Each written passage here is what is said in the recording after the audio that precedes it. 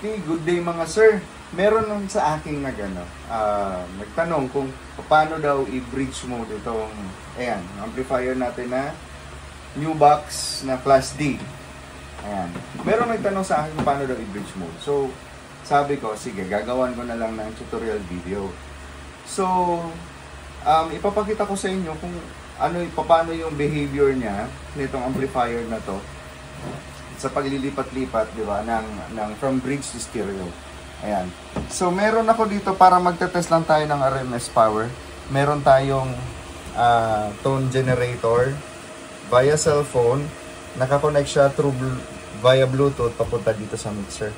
Ayan. And then, meron tayong multimeter na kukuha ng voltage ng output, speaker output nitong amplifier, tsaka current meter or ammeter. Ayan, nakaset sa AC yan guys.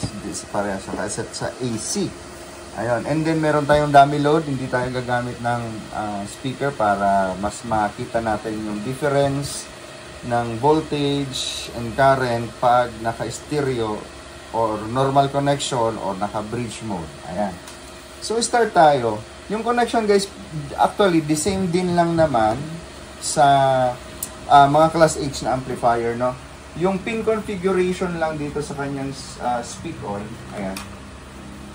Ang pin configuration, yung normal na connection is, kung makikita ninyo, positive 1, and then negative 1, yan yung normal connection. Positive 1 and negative 1. Ngayon, pag nag-bridge mode, so the same din lang sa class H, positive 1, ang positive speaker, and then positive 2 ang negative ng speaker.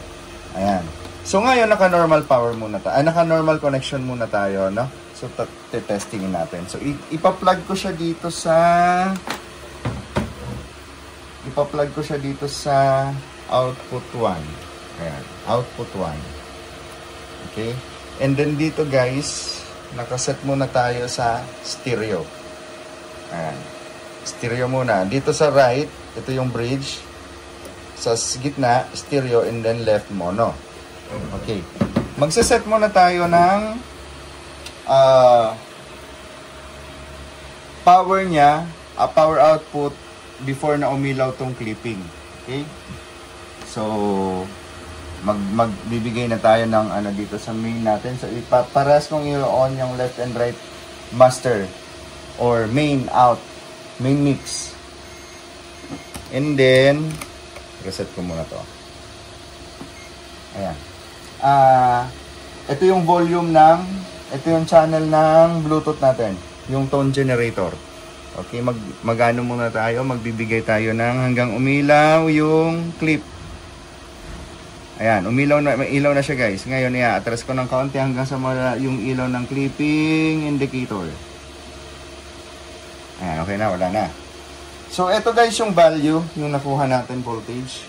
34.44 volts. Ayan. And then yung current niya is 4.13. Which is,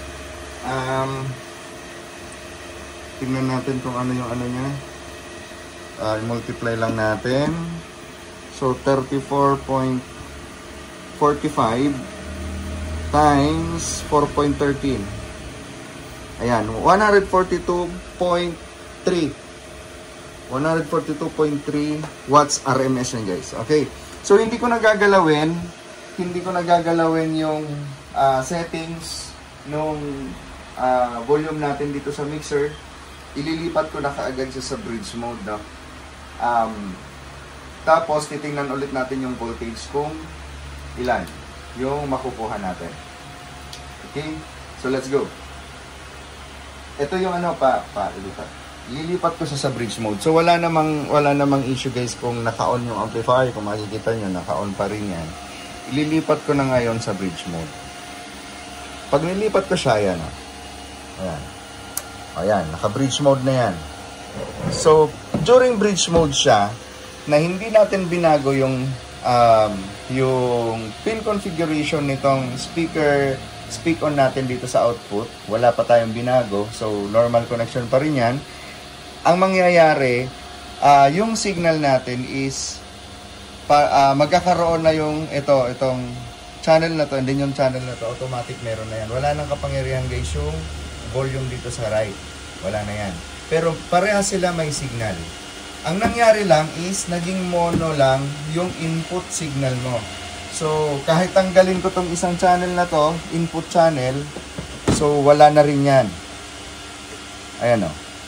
Meron pa rin signal kasi ito yung isa ang gumagana, ito na lang na isa yung gumagana. So kahit ito wala na to. Tanggalin natin. Input. Ayan.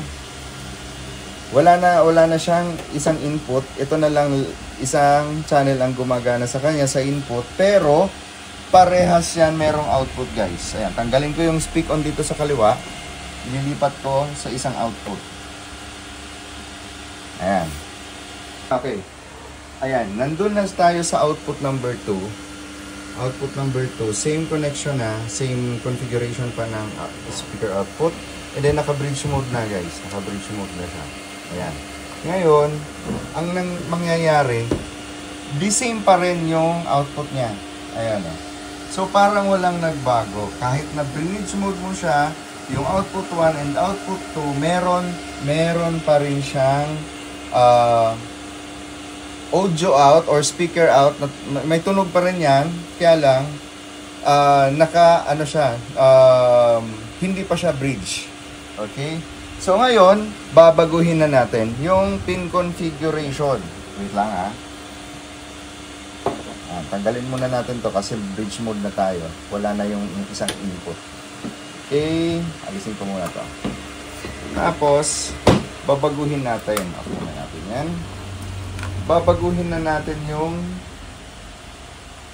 ang mangyayari guys, ito kasi yung sa normal connection, ito yung negative ng speaker. So sa negative 1 yan. Patanggalin lang natin yan dyan, and then ililipat natin dito sa likod, which is ito yung positive 2.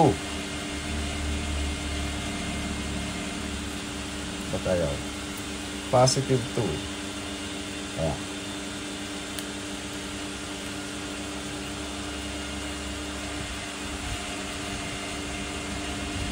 Ayan. And then, ikakabit ko na ngayon dito sa output 1.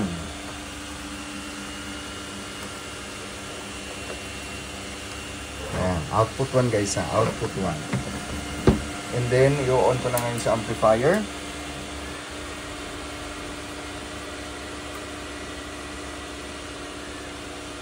Ayun. So, naka-bridge mode na siya, and then configuration niya pang bridge mode na. Ito na guys yung ating bagong voltage. Kanina, kung makikita nyo, yung kinumpit ko dito, 34.45 yung voltage kanina. Naging ano na siya, 66.9. Ayan, 66.9. 67, ayan. And then yung current niya kanina, 4.13 amperes lang yung kinumpit kanina. Ngayon, naging 7.99 na. Okay, so i-compute natin yan. Kanina 142 watts, RMS. Ngayon, naging 66.9 times 7.97. Ayan. So, naging 533. Pero, kung makikita ninyo, umilaw yung clipping. Umilaw. So, bababaan natin yan. Tatanggalin natin yung ilaw ng clipping signal or clipping indicator. Ayan, wala na. So, ito yung bagong voltage niya. I-recompute natin guys. 61.8 times 7.35.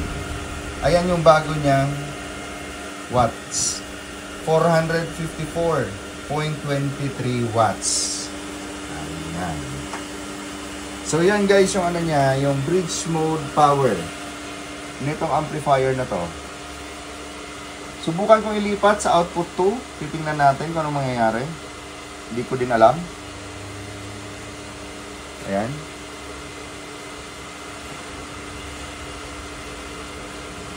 Wala.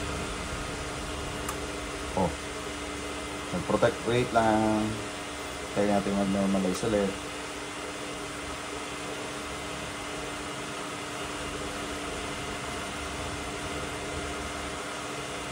Okay, walang output si output 2. So, pag naka-bridge mode, output 1 lang meron. Tama ba? Ulitin ko ha. So, balik ko sa output 1. Titingnan natin. Ayun, yun nga. Pag naka-bridge mode, with configuration na ganito, no? Yung positive 1 lang and positive 2, si output 2, mawawalan na siya ng output power. So, output 1 lang ang gagana na naka-bridge mode na. So, ayan. So, sino nga ba yung nagtanong sa akin nun? Makikita ko pa ba? Wait lang. Minsan mahirap. Ay, ito, si Sir Des. Sir Des Dian. Si Sir Des DIY Amplifier. Okay. So, shoutout sa'yo. Ayan, ito na yung ating ginawang video para dun sa iyong tanong. So, kung umabot ka dito sa portion na to, nakatulong ako sa'yo, please consider to subscribe and see you on my next video. So, paalam pansamantala guys.